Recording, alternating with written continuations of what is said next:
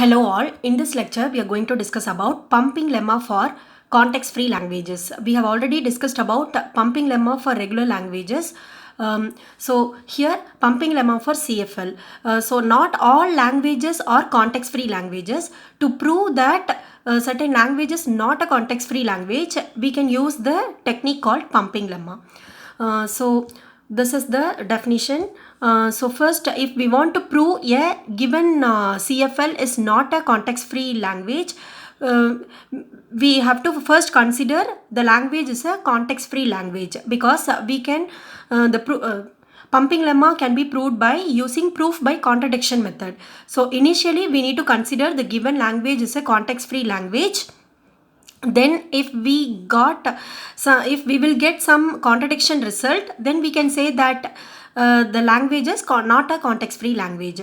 So first assume that L is a CFL and we have to consider N be a constant.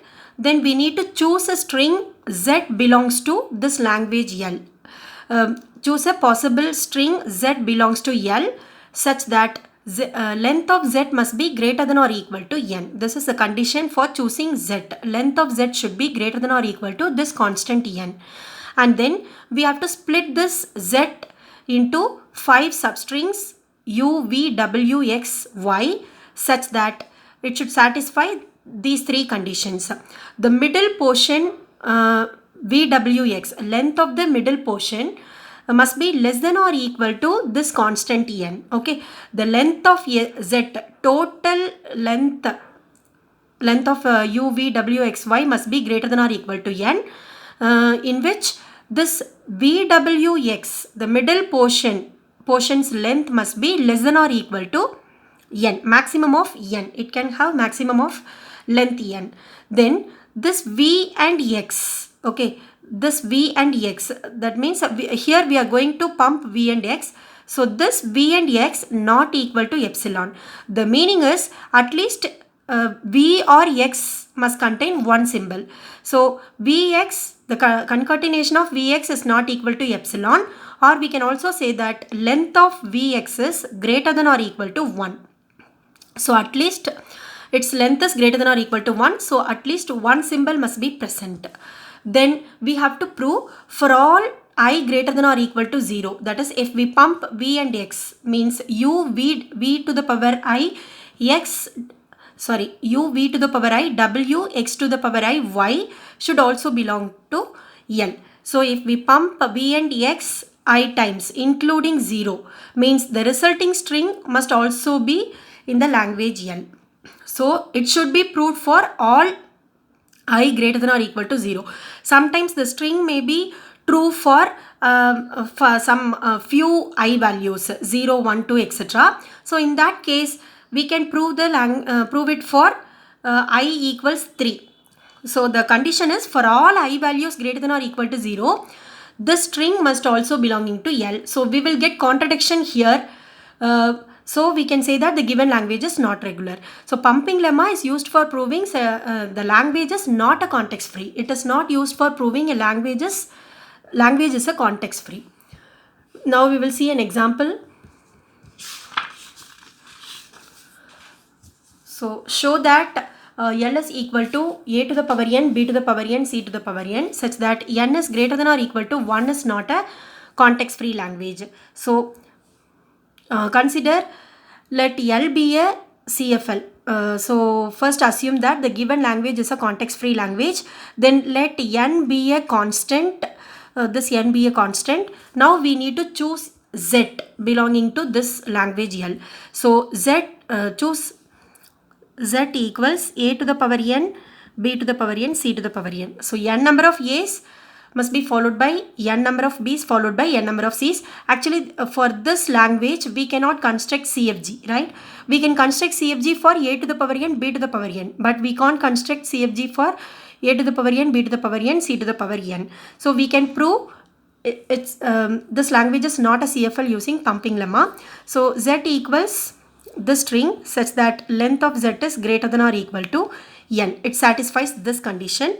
Now split Z equals U, V, W, X, Y, in which U equals, actually the first condition is VWX is less than or equal to n, right? The middle portion is less than or equal to n, maximum of n. So we can consider VWX as b to the power n. So we can assign a to the power n to u and c to the power n to y. So u equals a to the power n, VWX equal to b to the power n, such that length of VWX must be greater than or equal to, less than or equal to n. Length of VWX is less than or equal to n. Now, the next rule is Vx is not equal to epsilon. That is, at least length of Vx is at least 1, right? Greater than or equal to 1. So, Vx from VWX, we can choose Vx. Vx is equal to b to the power n minus m. That is, we are going to assign some b to the power n minus m number of b's. Some n minus number of b's are assigned to Vx because length of Vx must be greater than or equal to 1. Then we need to prove u v to the power I, w x to the power I, y belongs to L. So, and here y is c to the power n, right? So we have splitted z in the form of u, v, w, x, y, and a to the power n is assigned to u, c to the power n is assigned to y, b to the power n is assigned to the middle portion, and here n minus m is assigned to b to the power x. And here we can also say that this m is less than n. Okay, so now u, v to the power I, w, x to the power I, y. So this can be written as u, v to the power I minus 1. V can be written as v concatenated with v to the power I minus 1, w. Similarly, x into x power I minus 1, y. Now we can combine, we can bring wx here. So u, v, wx, and we can combine this v and x to the power I minus 1, y. Now we can substitute values for these symbols. So u means a to the power n, vwx b to the power n, vx is b to the power n minus m to the power I minus 1. Okay, then y is c to the power n.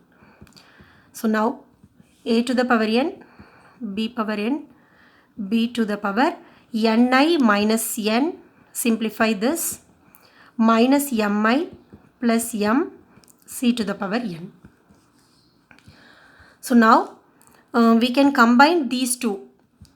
So a to the power n, b to the power n plus ni minus n minus mi plus m, c to the power n. Now for all I greater than or equal to 0, this string must be in language L, right? So we have to pick I value equals 0. So if I is equal to 0, u, v power I, w, x power I, y equals a to the power n, b to the power, if you substitute, and here n and n cancelled, if you substitute n value, I as 0, then we will get b to the power m, c to the power n. Okay, so here we already know that m is less than n, right? So n number of a's followed by m number of b's followed by n number of c's, means it is not belonging to this language, right? So contradiction occurs. Hence the given language is not a CFL. Hence the given L is not a CFL. Thank you.